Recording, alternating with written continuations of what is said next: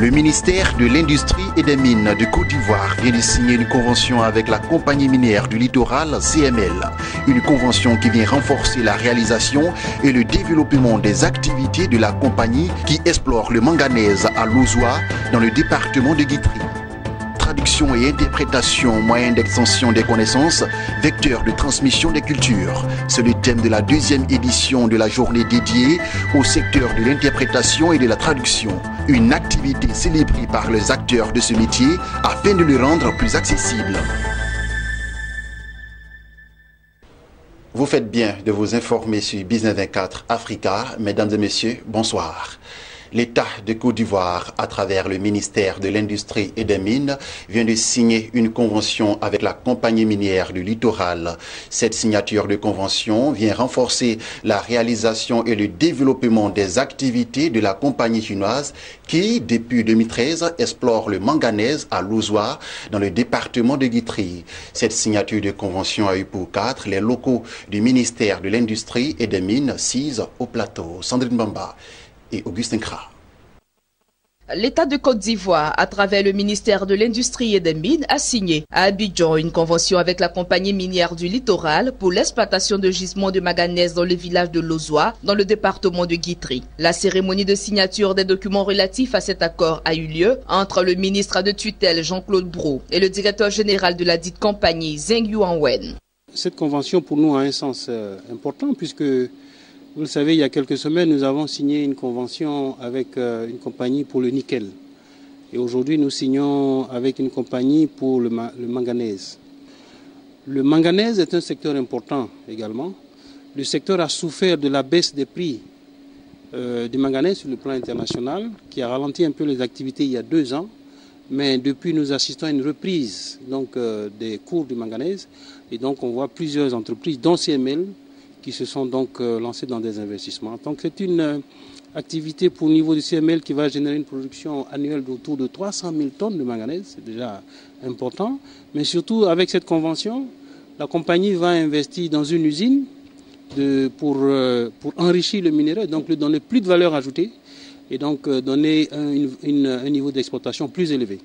Selon le directeur général de la compagnie CML, la production cumulée à ce jour de la mine est plus d'1 million de tonnes, un chiffre qu'il compte voir s'augmenter. Le directeur a également annoncé les couleurs des futurs investissements dans le pays pour le bien des populations. L'objectif à court terme, c'est une production de 300 000 chaque année, mais après la mise en place du projet de partenaire, ça peut atteindre jusqu'à 800 000. Nous envisageons d'acquérir un terrain de stockage, notre propre terrain. Cette mine de manganèse dans le département de Guitry vient s'ajouter aux autres gisements miniers de manganèse déjà en exploitation sur toute l'étendue du territoire national, à savoir ceux de la zone de Korogo, de Dikodougou, de Bondoukou et de Kagnasso.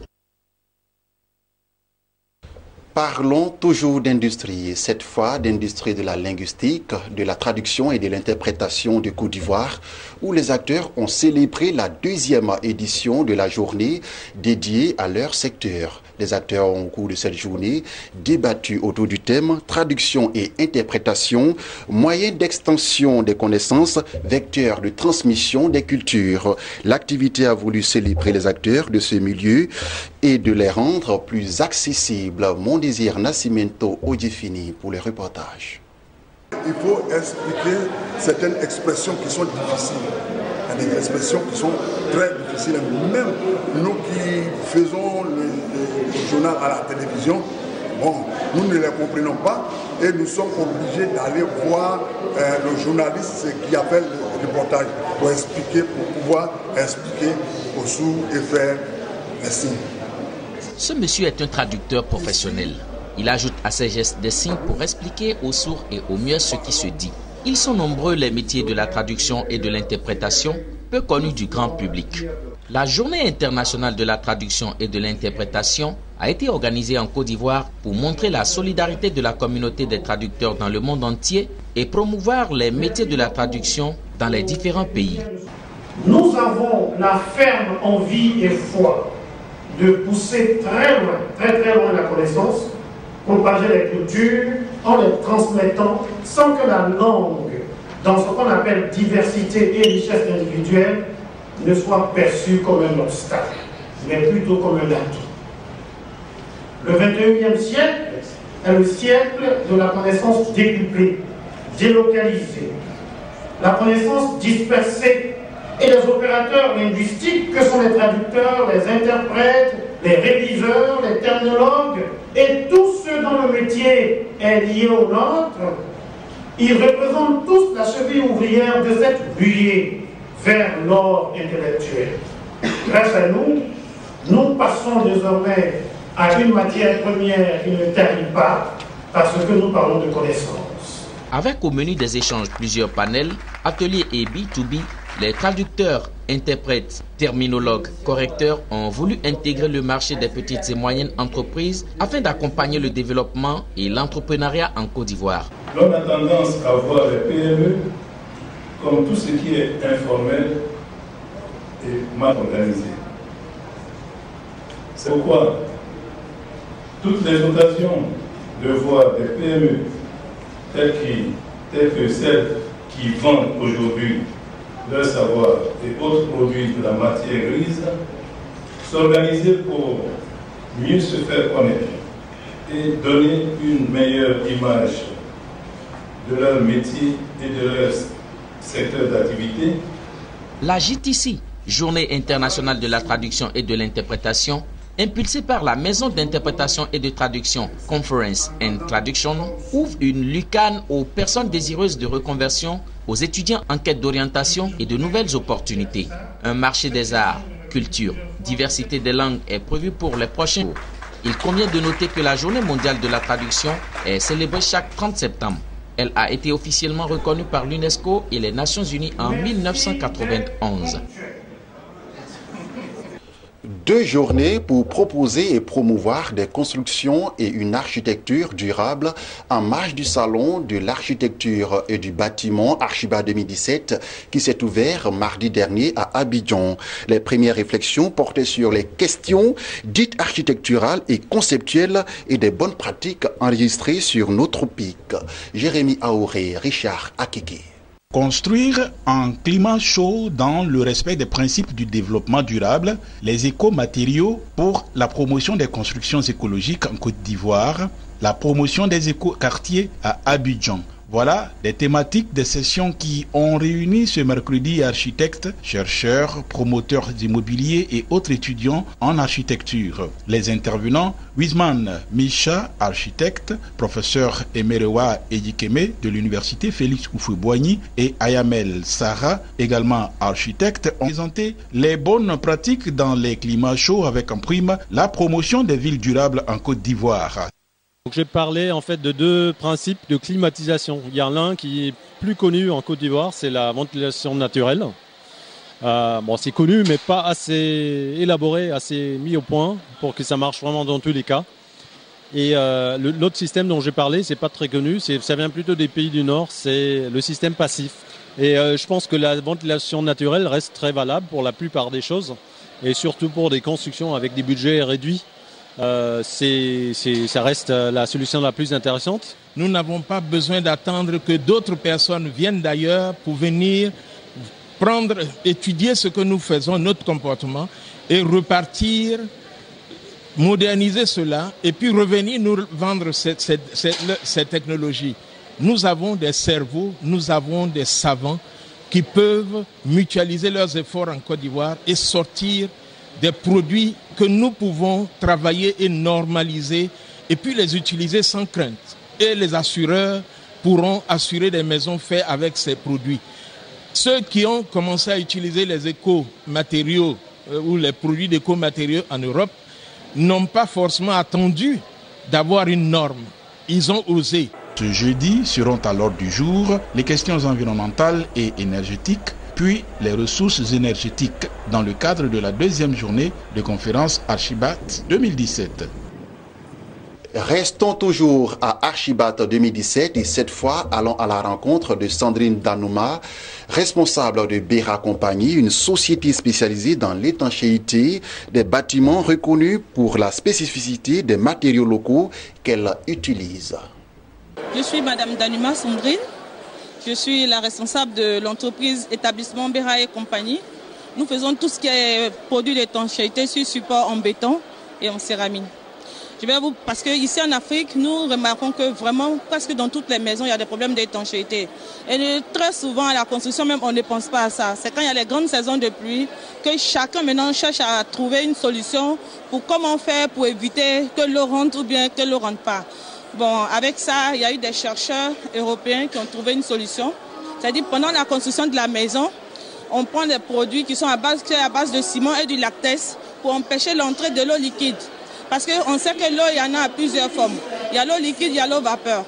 Ce produit-là empêche l'eau liquide d'entrer.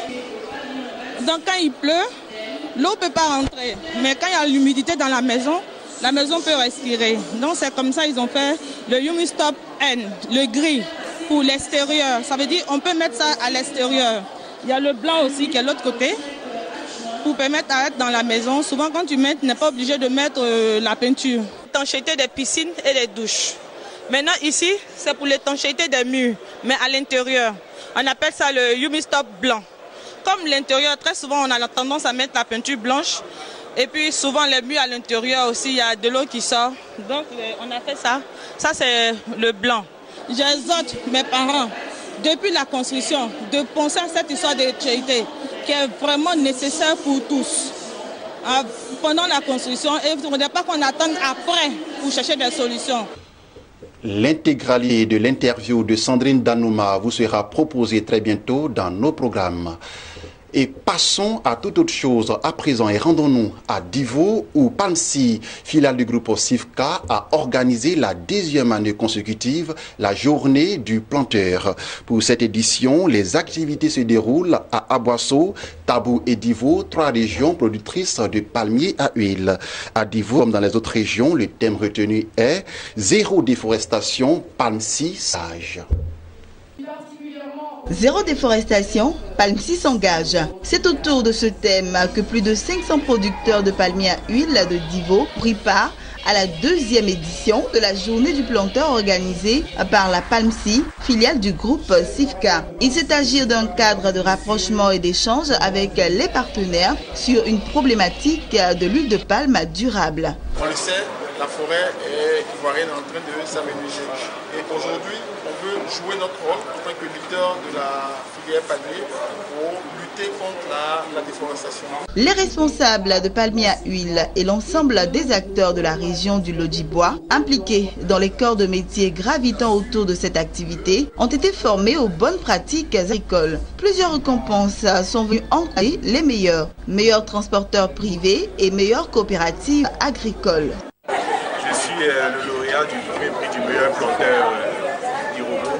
Alors c'est une joie immense. Je voulais d'abord dédier ce prix à mon père personnel qui nous a quittés en 2015. Il n'est pas là pour recevoir ça, mais que je dis oui. Et à tous mes travailleurs de la plantation coquée qui, de leurs efforts, ont réussi aujourd'hui à être lauréats sur le prix du premier planteur de palmiers à huile. Cette 2e édition de la journée du planteur est célébrée à Aboisseau, Tabou et Divo. Filiale du groupe Sifka, Palmsi est un acteur majeur de la filière palmier à huile de 2008. Fort de plus de 8000 salariés, elle gère 39 000 hectares de plantations industrielles et encadre plus de 27 000 planteurs. Et c'était un reportage de Jonas Zagoki, notre correspondant à Divo. Son reportage était commenté par Marie-Josée Kwasi. Et terminons ce journal avec cette information. L'entreprise française Bouygues Énergie et Services quitte le Gabon. L'annonce de la cessation d'activité de la société au Gabon a été faite par les responsables de l'entreprise via une vidéoconférence. La presse locale qui rapporte la nouvelle fait savoir que le groupe fait face depuis des mois à de nombreux problèmes financiers qui handicapent sa capacité à honorer ses charges. La filiale opérait jusqu'ici dans les infrastructures de réseau, le génie électrique et thermique et le facility management. Voilà, c'est la fin de ce temps d'information. J'ai été très ravi de vous l'avoir présenté. Je vous retrouve vendredi 21h pour un nouveau journal. Restez sur la chaîne de l'économie.